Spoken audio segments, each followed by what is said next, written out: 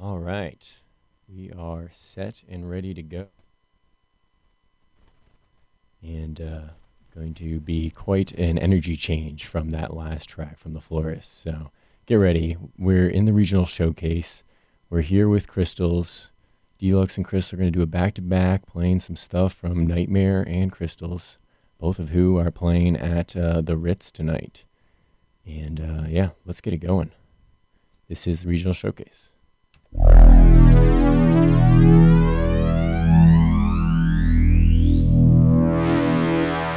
Welcome to the regional showcase.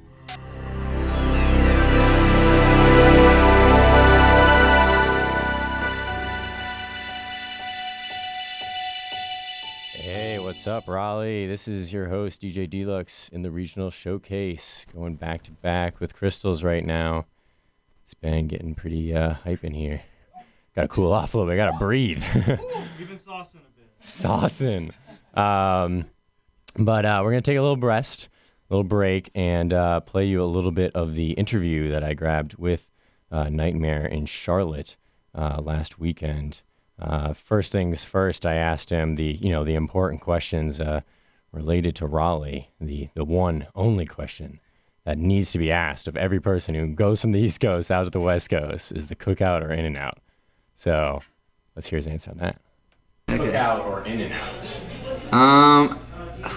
I think probably Cookout would win that because I might like the burgers maybe are a little better in In-N-Out, but Cookout you get the shakes, you get the nugs, you get the barbecue, you can just get whatever. And Cookout's open until like 4 a.m. or like 5 a.m. You could be it's In-N-Out's done by like 11 p.m. You're just like, if it's late, you're screwed, you know? Yeah, you heard it from him. That's the true answer to any question. It's definitely Cookout. I opened till 4 a.m., 5 a.m. I don't know what cookout he was going to out in Elon. But we talked a little more about some of kind of his start in Raleigh and with music and all that. And yeah, we'll play that. I know you started doing music kind of early in high school. You started like making some hip hop type beats, and then you got to Elon, and like I think that's around the time that you like discovered Skrillex and like some other like electronic artists on YouTube. Did you ever do you remember your first show in Raleigh? First show you attended? The first show that I ever went to that was bass music was Bass Nectar show in Wilmington at UNCW. It was like, I think probably 2008 maybe, or 2009, like right as I was about to graduate high school. Nice. And I remember like I don't know if you guys were like way into electronic music back then, but I remember Zed's Dead had just put out like the Eyes on Fire Zed's Dead remix, and Flux Pavilion had just put out the Gold Dust like Flux Pavilion remix, like two classics, like. And I remember getting there and I was like so excited. He played them both in the first like 10 minutes of his set, and I was just like, oh, it's amazing! And I was just so stoked. And first time I played in Raleigh was I did once I was already at Elon. Actually, I never played. I think I maybe done like a random like. Something very like extraordinarily random. Yeah, exactly. But I opened up for like Pegboard Nerds for it was the first time they ever played in the US actually. And I played, and I remember they had just put out their like a live remix to the Cruella song, and it was like so crazy and like next level. And I remember meeting them, and they were just like hilarious. And then ended up doing a track together and stuff. Yeah, exactly. You had a collab with Cruella and Pegboard Nerds. Yeah. That's pretty sweet. Okay. Let's see. So, all right, I think we already got the answer to this one, but now that you live in LA, are there any other like things that you have as part of your ritual when you come back to North Carolina besides hitting up the Bojangles and visiting family? Yeah, not that much. I mean, my mom and dad live there. You know, most of my friends from high school and stuff have kind of like, you know, moved to other places, or like, you know, a lot of Elon friends are like in the Northeast, but you know, I mean, most of the time it's like I get here for a few days, like I go visit the fam, like eat some good home cooked meals, like maybe grab Bojangles, and then like pretty much out. There you go. Okay. I haven't had like a ton of time to come back and hang since I started touring, like, you know, 3 years ago. So. Okay. But, got some questions about early like music life. Yeah. I think you started on the piano and like got a drum kit pretty early on. Yeah, my piano was like I was like 6, and my mom was like, "You have to take piano lessons," and I was like, "Man, I'm pissed. Like, I don't want to do that." And then I remember her and my dad went on like some like anniversary vacation. They were gone for like 2 weeks or something, and I was like, had my first lesson while they were gone, and like when they came back, I remember going and like being like, I'm gonna hate this, like this sucks, and then like loving it at the end. I was like, that was the most fun thing ever, like can't wait till the next lesson. And they came back and I was just like, yeah, it was cool, I guess. Like, I was trying to like play it off like, you're not right, Mom, like I actually don't like this, but I like secretly loved it. And then yeah, I think by the time I was in like middle school, high school, like I just had one of those like piano teachers who was just like the church organist, you know what I mean? And just like he's like, memorize this for next week, and then you just memorize it and come back and play it, and then that's like, you know, it wasn't like a very like involved teacher and stuff like that. So I don't know, I just got bored of it and was like, I wanted to play drums. You know, it seemed a lot cooler in high school. So I was like, just like. What were some of the like first songs you kind of like? Do you remember any songs? Like rocking out to? Yeah. Like anything Blink-182. I would just like listen to Travis, but like Adam's song, like Blink-182, you know that one. Like, yeah, I don't know, anything like that. It's just like a bunch of. I love Travis Barker stuff, so I, like at the time I was like always. Yeah. Okay, and then you eventually moved on to electronic music. What were some of your first like controllers, DJ controllers, MIDI controllers? I think you started more in production than DJing. Right? Yeah, I never honestly like I would DJ to like just for like fun, kind of like maybe, you know, at Elon like twice a year, 3 times a year at the most, and like I would like. Yeah, I mean, I started with production. That's like how I got into everything. So yeah, I don't know. I mean. I used like most of the production I did was on my laptop, and I had like an Axiom 49 like keyboard. You know what I mean? Just like a MIDI keyboard that I would use for everything. And I mean, I got like a Tractor S2, and I had to learn to DJ and use that for a little while. And then once I was in LA, and I was like, all right, now I started this whole Nightmare thing. I had like finished school and like finished like music school and everything. It was like, all right, it's just like basically once I had a management, and they're like, okay, you're gonna be touring starting in like 3 months, so like be ready to like play on CDJs. So I had to like go like just bought a set on credit card and taught you went straight into like they were like do it, and you were like, all right. I mean, yeah, it was like you've already got these shows booked, so like they'll pay for it, you know, just like, and I just like spent every day for like 2 months just like learning it and learning to like put together a DJ set and like learning to make a song is like it took me 2 months to like learn to be like pretty good at like putting together a set, and then maybe another like 6 months of like DJing like, you know, whatever, 3 shows a week to where I was like, okay, I feel like I could just go in unprepared and I have all my music and I could just freestyle and it'll be fine.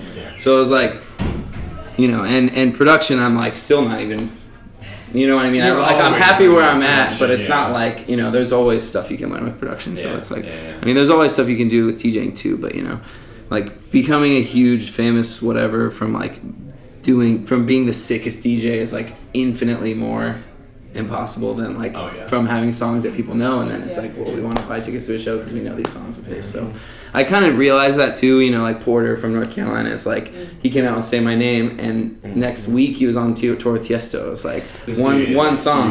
Porter's like an absolute legend, like nicest, coolest dude ever, and like yeah, that was the only way I was able to ever like bond. I was like, I look up to him so much too, and he's like, you know, I was just like, North Carolina dudes. Yeah, what was the timeline of that? Like, I mean, was he getting big while you were in college? Or he was getting big while I was in college. Like, he blew up when he was like 18 or 17. He was like just finishing high school.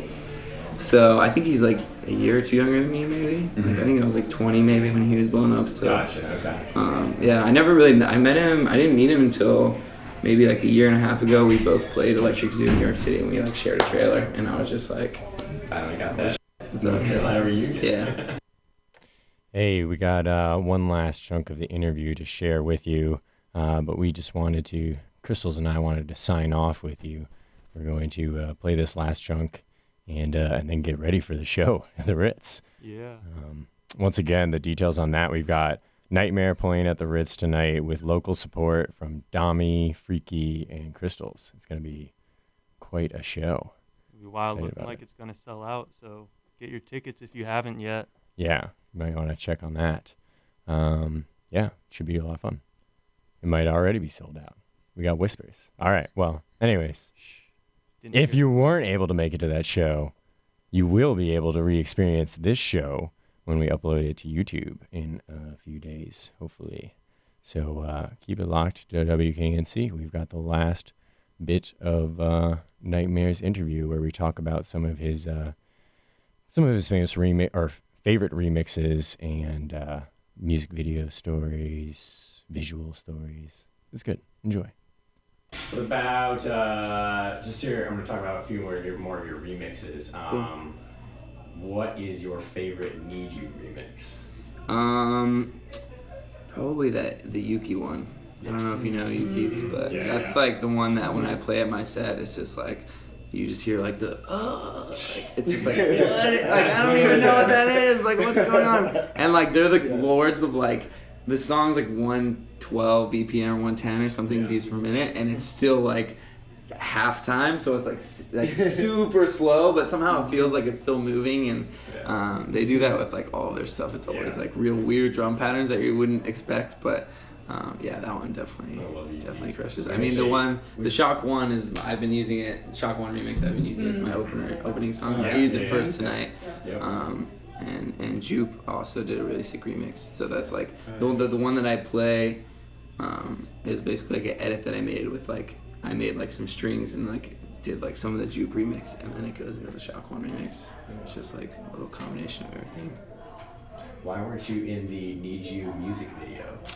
I wasn't in the Need You music video because I don't even know how this could have possibly happened, but there was just like a miscommunication on like when the shoot day was gonna be, and I was supposed to fly back from Europe, so I was like flying back from Barcelona, and I was like, yo dude, like I texted Dylan, I was like, yo, I'm about to leave, like I land at like 9 a.m, I'll be at the shoot at like 11 a.m, like it's gonna be horrible, but like I'm just gonna head over there as soon as I land.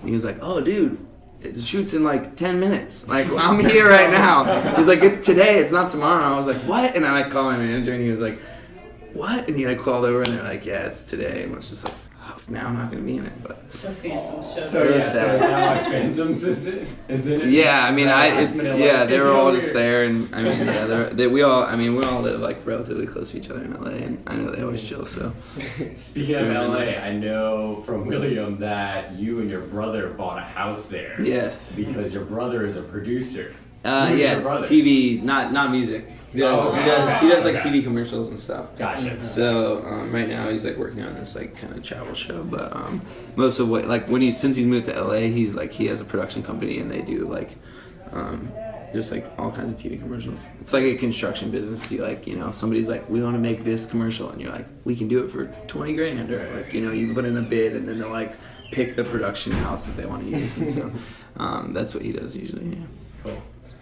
Speaking of visuals, what about the visuals in your set? How like important is that to you? How much do you think that like tied together or tied into your like your rapid rise? Yeah. And what do you think of I mean, I think the direction of that? Yeah, I mean, it's always something that I've like kept a priority to make sure like it's there. Mm-hmm. I always like get to see them like when I get them from the guy, and I'm like, oh, this looks super sweet, and then I obviously never watched them during the show, so I never really know. I kind of just like pass it off to the VJ, and I'm like, all right, like there's I have like there's no VJ here today, but like a lot of times we'll like for the actual like Nightmare Before Christmas tour and stuff like that. He comes and he knows every song from the set, and he's like he's super super sick. So like he knows when to put what visuals on which songs, and like when to launch CO2 and when to launch confetti and when to like do out. He just does all the effects and everything. And so it's like it's yeah. I think we witnessed that with an Ecali show. We saw Ecali a couple months back. Yeah. And, like, it was so obvious that the two of them were like on point. Yeah, 100%. It's like crazy. Yeah, it's super super noticeable. We met him afterwards, and he was like, "Would you believe me that was completely improv?" Yeah. I was like, "No." Yeah. Like his song selection and just the visuals together were just like so well done. I mean, and sometimes like if these people do it all the time, it's like I have like sometimes for like Vegas and things like that, I'll go in and like freestyle this show and just like kind of play and mix around and do whatever.